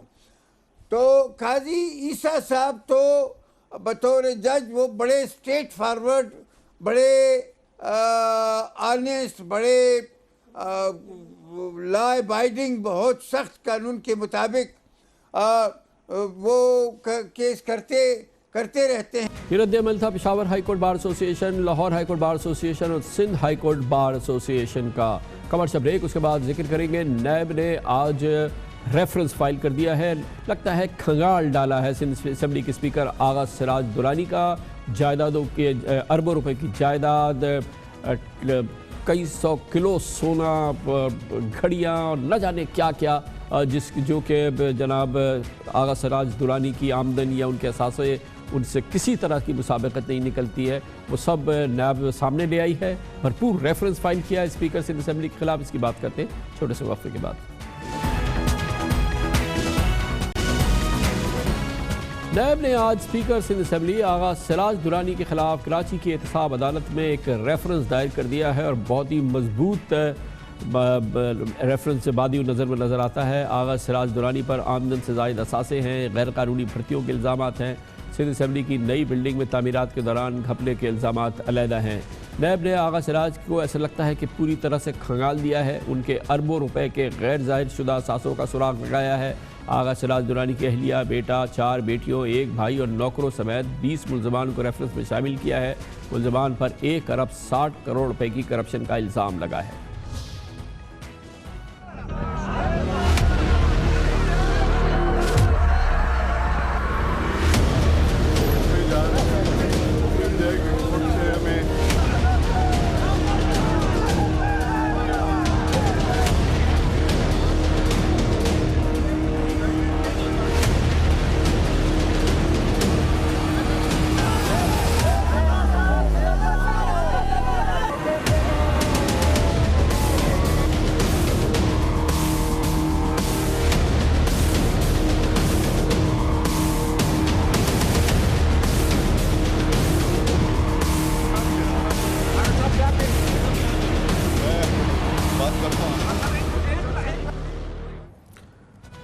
اب یہ ریفرنس فائل ہو گیا ہے اسپیکر سندھ اسمبلی کے خلاف.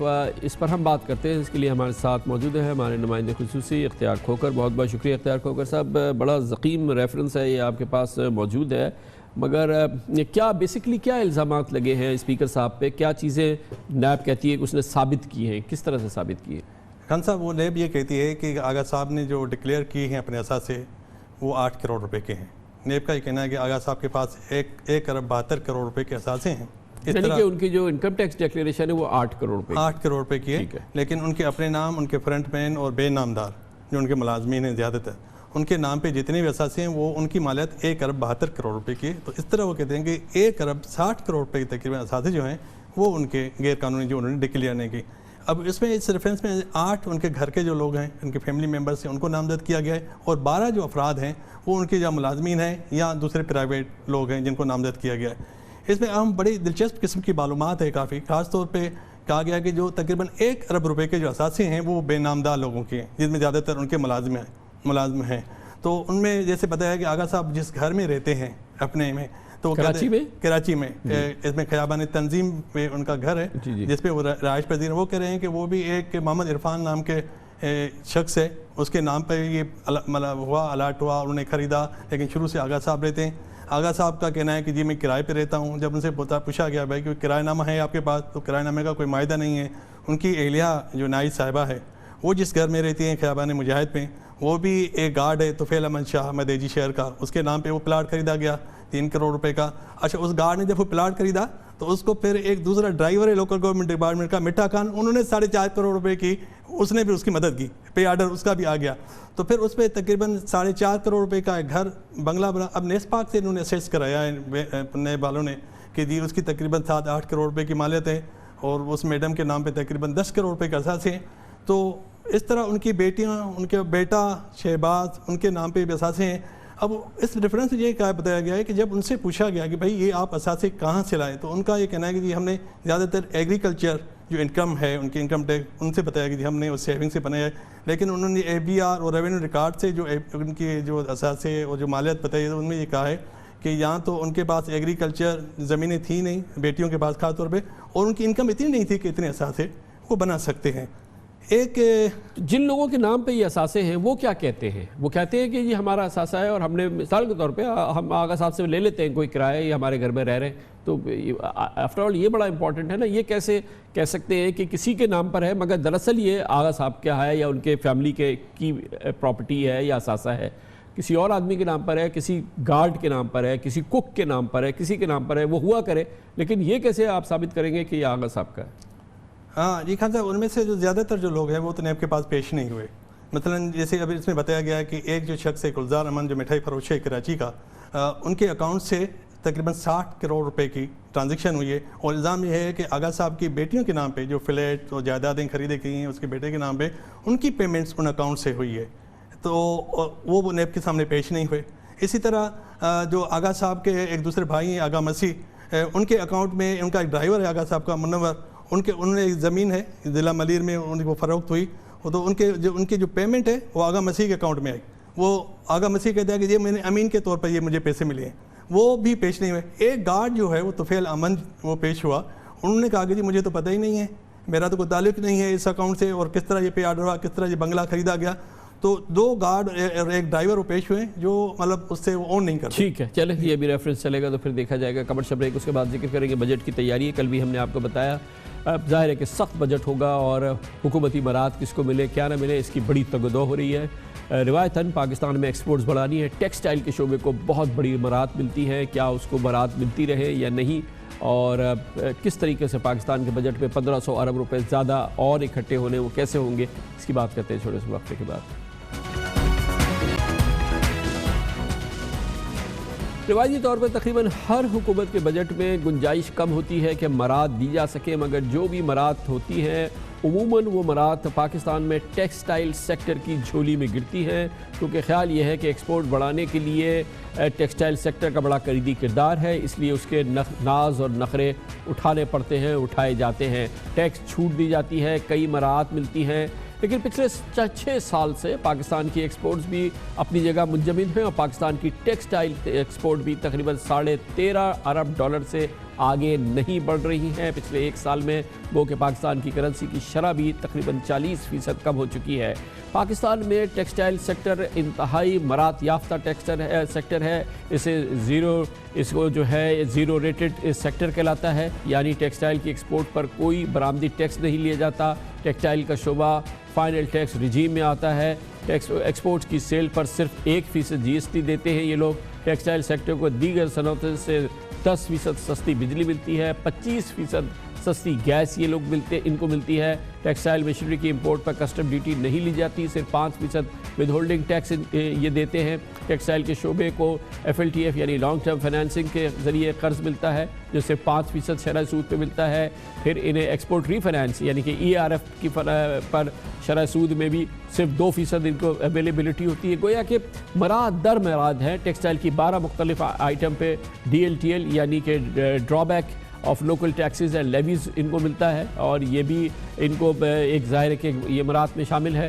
یہ الزامات بھی سامنے آئے ہیں کہ زیادہ ٹیکسٹائل ایکسپورٹرز اپنا پیسہ باہر رکھتے ہیں اور ڈالر مہنگا ہونے کا انتظار کرتے ہیں، اور یہ بات بھی سامنے آئی ہے کہ ساری مراد تو دیتے ہیں آپ کو ٹیکسٹائل سیکٹر کو کہ آپ ایکسپورٹ کریں گے۔ اس میں بڑے بڑے جو ٹیکسٹائل یونٹ ہیں ان کی پاکستان میں بہت زیادہ فروخت ہے، وہ ملک کے اندر برات لیتے ہیں ایکسپورٹ کے لیے اور اپنی مصنوعات کا ایک بڑا حصہ ملک کے اندر فروخت کرتے ہیں، لوکل مارکیٹ کو فیڈ کرتے ہیں، اور یہ اس طرح کا مس یوز ہے۔ اس پوری صورتحال پہ بات کرتے ہیں ٹیکسٹائل امور کے اور ایکسپورٹس کے اور پاکستان کے انڈسٹریل ایشوز کے ماہر ہیں جناب زبیر موتی والا ہمارے ساتھ موجود ہے۔ بہت بہت شکریہ زبیر موتی والا صاحب۔ یہ بتائیے گا کہ 6 سال ہو گئے ہیں جہاں پہ کھڑی تھی ٹیکسٹائل ایکسپورٹ کی ہم بات کر رہے ہیں وہیں پہ کھڑی ہے، کیا اس کی وجہ نہیں ہے کہ ہم انوویٹ نہیں کرتے، ہم اپنی پروڈکٹ کو بہتر سے بہتر نہیں کرتے، ہم کمپیٹیبلٹی میں اپنے جو کمپٹیٹرز ہیں ان سے بہتر نہیں کرتے، ہمارا جو جدید انداز سے ہمیں اپنا بزنس بنانا ہے ہمارا سیکٹر اس کو اس طرح سے نہیں کر رہا، اس لیے ہم پیچھے رہ گئے؟ کامران صاحب، دنیا سے مقابلہ ہم آج بھی کر رہے ہیں۔ اگر آج آپ دیکھیں تو دنیا کے کون سے برانڈز ہیں جن کے لیے ہم مال پروڈیوس نہیں کرتے؟ ایڈیڈاس، نائکی، آپ جس کو بھی لے لیں نام، جو نام ہو اس کو ہم یہاں پروڈیوس کر رہے ہیں۔ پرابلم ہمارا نہ پروڈکشن کا ہے، نہ انٹرپرینیورل سکلز کا ہے، نہ پروڈکشن کیپیسٹیز کو یوٹیلائز کرنے کا ہے۔ ہمارا پرابلم صرف اور صرف کاسٹ آف مینوفیکچرنگ کا ہے، کاسٹ آف ڈوئنگ بزنس کا ہے۔ جب تک ہم اس کو ریزالو نہیں کریں گے، ہم یہ چاہیں کہ ہم اپنے پوٹینشیل کے حساب سے اپنا ایکسپورٹ کر پائیں گے تو ہم نہیں کر پائیں گے۔ ہم کریں کیا؟ ہم آپ کو کس انٹرسٹ ریٹ پہ ہم آپ کو ایکسپورٹ ریفرنس دیتے ہیں، ہم آپ کو لانگ ٹرم فکسڈ فائنینسنگ دیتے ہیں کہ آپ اپنی صنعت لگائیں، ہم آپ کو کم دام پہ بجلی دیتے ہیں، ہم آپ کو گیس دیتے ہیں، ہم نے ایک سال میں 45% اپنی ڈیپریشیٹ کرنسی کر دی ہے۔ فار گاڈ سیک، اور کیا کریں اور کیا کریں؟ اس کے باوجود جہاں ایکسپورٹ تھی وہیں کھڑی۔ کارمن صاحب، میں 1 بائی 1 آپ کو جواب دیتا ہوں۔ ڈیویلیویشن میں نے جیسے ابھی کہا کہ سوائے کاٹن کے ساری چیز انٹرنیشنل لیول پہ ہوتی ہے اور امپورٹڈ کمپوننٹس ہیں ہمارے 50% یا 60%۔ ہمارا جو ایکسپورٹ ہے اس کے اندر ساری چیزیں امپورٹڈ ہوتی ہیں، تو جو ڈیویلیویشن کا امپیکٹ ہے وہ صرف 40% پہ رہ گیا۔ وہ بھی ہم کو کاٹن انٹرنیشنل پرائزز پہ کوٹ ہوتی ہے۔ پاکستان میں جو کاٹن بکتی ہے وہ انٹرنیشنل پرائز پہ، تو یہ کہنا کہ ڈیویلیویشن سے یہ ون ٹائم ون آف ہوتا ہے، اس سے پرماننٹ آپ کی جو ہے نا ٹھیک نہیں ہو سکتا، لیکن کچھ نہ کچھ سے ضرور مدد ملی ہے جس سے آپ کو جون کے اندر رزلٹ ملے گا۔ آپ کا پچھلے سال کا جو ایکسپورٹ تھا وہ 21-22 تھا، انشاءاللہ تعالیٰ اس سال 24-25 کے درمیان ہم اس کو کلوز کریں گے، اور مجھے امید ہے کہ اسی طرح سے جو ہم اگلے سال کوئی 31 بلین کے قریب پہنچ سکتے ہیں اگر ہماری باتیں مانی گئیں اور زیرو ریٹ کو نہ چھیڑا گیا۔ جہاں تک آپ نے سوال کیا کامران صاحب گیس کا، بالکل کلیئر بات یہ ہے کہ بالکل ہمیں اسپیشل پرائز پہ گیس دی۔ اسپیشل پرائز وہ ہے کہ باقی انڈسٹری کی بڑی اور ہماری نہیں بڑی، ہماری 600 روپے ہیں، ان کے 780 روپے، لیکن یہ 600 روپے، میں کہتا ہوں 600 کیا چیز ہے، یہ ایک فگر ہے۔ اگر 600 روپے سے اگر بنگلہ دیش میں بھی پاکستانی 600 روپے کی گیس ہے تو مجھے کوئی پرابلم نہیں ہونا چاہیے۔ میں اس کے لیے وزیر خزانہ کو بھی آفر کی، تو میں نے کہا آپ ایک کام کریں کہ آپ کسی بھی انٹرنیشنل ایجنسی کو اپوائنٹ کریں۔ ہم نے غرضی اور میسی سے پہلے کروایا تھا، جو سوئٹزرلینڈ کی کمپنیاں ہیں ان سے آپ کروائیں یا کسی اور سے کروا لیں جو آپ کی سیٹسفیکشن کی کمپنی ہو، اور آپ کمپیریزن چارٹ بنا لیں کہ کیا ہم ٹھیک کہہ رہے ہیں یا ہم غلط کہہ رہے ہیں۔ تو یہ کہنا کہ الیکٹریسٹی سستی دی ہے، ٹیکسٹائل کو یہ دیا، جہاں جتنا دینا چاہیے تھا اتنا نہیں دیا۔ زبیر موتی والا صاحب، ایز اے ٹیکس پیئر جو کچھ میں دے سکتا تھا، یعنی کہ ظاہر ہے کہ ہمارے ہی ٹیکس پیئر ہے کہ پیسے ہیں یا جو مراد ہیں آپ تک پہنچتی ہیں وہ تو ہم دے چکے، اس کے باوجود ہماری ایکسپورٹس تو بڑی نہیں ہے. تو اب ہم کیوں نہ یہ جو ہمارے پاس ہماری کٹی میں جو کچھ یہ اویلیبل ہے، جو ہم نے آپ کے لیے، آپ کے ٹیکسٹائل ایکسپورٹرز کے لیے، آپ اسے کاؤنسل آف ٹیکسٹائل مینوفیکچررز کے کیا سربراہ بھی ہیں، تو یہ ہم کیوں نہ دوسرے سیکٹرز کو ہم یہ بانٹیں یہ مراد، اور یہ جو ہمارے پاس فیسلٹیز ہم آپ کو دے رہے ہیں یہ ہم تھوڑی سی آپ سے لیں اور دوسروں کے ساتھ شیئر کریں. کیوں نہ کریں ہم ایسا، کیونکہ آپ سے ہمیں ملا کیا ہے؟ دیکھیں جی، میں تو یہ کہتا ہوں کہ پورے پاکستان میں ہر طرح کی کموڈٹی کو ایکسپورٹ ہونا چاہیے، کوئی دو باتیں نہیں ہیں، کوئی دو رائے کسی اور کی ہو ہی نہیں سکتی. کوئی محب وطن پاکستانی کامران صاحب یہ کہہ ہی نہیں سکتا. لیکن اس کے اندر کیوں ٹیکسٹائل کو دیتے ہیں؟ کیا ساری گورنمنٹ یا یہاں جو بیٹھے ہوئے لوگ ہیں سارے مطلب سمجھتے نہیں ہیں؟ سب کوئی ایک ہی صنعت کے پیچھے لگے ہوئے ہیں. اس کی وجہ سر بالکل صاف یہ ہے کہ ہم نے ایکسپرٹیز حاصل کی ہے ٹیکسٹائل میں. ہم نے جو ہے نا ہم we are cotton producing nation, تو ہمارے یہاں کاٹن اپنی زمین سے نکلتا ہے، اس کو ویلیو ایڈیشن کی ہم بات کر رہے ہیں. تو رائٹلی اس سیکٹر کو ہم کو میچیور کرنا ہے، اس سیکٹر میں ہم نے ماسٹر ہونا ہے، اس سیکٹر میں جو ریجنل کمپٹیٹرز ہیں ان سے ہم نے آگے بڑھنا ہے، اور ساتھ ہی ساتھ دوسرے جو سیکٹرز ہیں ان کو بھی سپورٹ کرنا ہے. لیکن آپ یہ دیکھ لینا، فگر سامنے ہے کہ یہ سپورٹ اور نو سپورٹ 50% ٹیکسٹائل ایکسپورٹس ہے، اور باقی 50% میں جتنی کموڈٹی ہے پاکستان میں جو بھی بنتا ہے، رائس جس کو بھی آپ نام لیں، سب کو ملا کے. زبیر موتی والا صاحب یہ بتائیے گا، یہ ساری جو آپ کو فیسلٹیز دیتے ہیں، جو آپ کو کنسیشنز ملتے ہیں، یہ سارے جو آپ کو، یہ اس لیے کہ آپ ایک ایکسپورٹ انڈسٹری ہیں، ہمیں فورن ایکسچینج چاہیے اور ہم اسی لیے آپ کو پیمپر کرتے ہیں کہ آپ یہ ایکسپورٹ کریں. مگر آپ کے جو بڑے بڑے برانڈ ہیں وہ تو بھرا ہوا ہے، وہ تو سارا مال یہاں پاکستان میں بیچتے ہیں. یہ گل احمد ہے، یہ ہزاروں آؤٹ لیٹس ہیں، یہ سفائر ہے، یہ ہزاروں آؤٹ لیٹس ہیں، یہ نشاط ہے، یہ سینکڑوں آؤٹ لیٹس ہیں. یہ سارا تو ہم نے آپ کو دیا تھا ایکسپورٹ کے لیے، آپ نے تو سارا یہاں لوکل مارکیٹس میں بیچ دیا ہے. تو یہ تو ایک طرح سے ڈیسیو کیا ہے آپ. دیکھیں میری بات سنیں، بالکل یہ جو ہے یہ کوئی پتہ نہیں کہاں سے آئی ہے، یہ بالکل ٹھیک نہیں ہے. ٹیکسٹائل کا جتنا پروڈکشن پاکستان میں ہوتا ہے اس کا 80% جو ہے وہ ایکسپورٹ ہو جاتا ہے، صرف 20% پاکستان میں کنزیوم ہوتا ہے. یہ بالکل FBR نے اپنی طرف سے ریسرچ بھی کیا ہے، اور یہ ہم کئی دفعہ اس مباحثے میں پڑھ چکے ہیں. آپ گورنمنٹ سے پوچھیں وہ اس کو تصدیق کریں گے، آپ شبر صاحب سے پوچھ لیں، FBR سے پوچھیں. 80% ایکسپورٹ ہو جاتا ہے. جو چیز 80% ایکسپورٹ ہو جاتی ہے اس کو 20% کے لیے کیا ہم ساری انڈسٹری کو کسی ایسے کھڈے میں ڈال سکتے ہیں جہاں سے وہ نکل ہی نہ پائے؟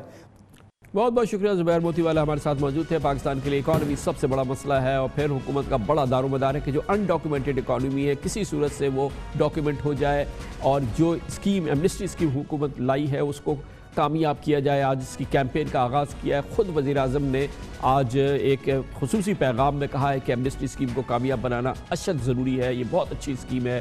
وہ خود اب اس کو کیمپین کر رہے ہیں. ہم نے آپ کے لیے ایک اسکیم لے کے آئے ہیں اپنے اثاثوں کو ڈکلیئر کرنے کی. یہ سب سے آسان سکیم ہے. یہ ہے 30 جون تک. یہ آپ کے پاس ایک موقع ہے کہ جو بھی آپ کی بینامی پراپرٹیز پڑی ہیں، بینک اکاؤنٹس پڑے ہوئے ہیں، ان سب کو آپ ڈکلیئر کر دیں. یہ آپ کو ایک ایسا موقع مل رہا ہے جو کہ 30 جون کے بعد آپ کو نہیں ملے گا. اس کے ساتھ ہی ہمارے آج کے پروگرام کا اختتام ہوتا ہے. کل آپ سے پھر ملاقات ہوگی انشاءاللہ. کل تک کے لیے کامران خان کو اجازت. اللہ حافظ. ناصر. Hi, it's Sayyeda Shanaz here. Thank you for watching Dunya News. For more videos and updates, don't forget to click the subscribe button. Keep watching Dunya News.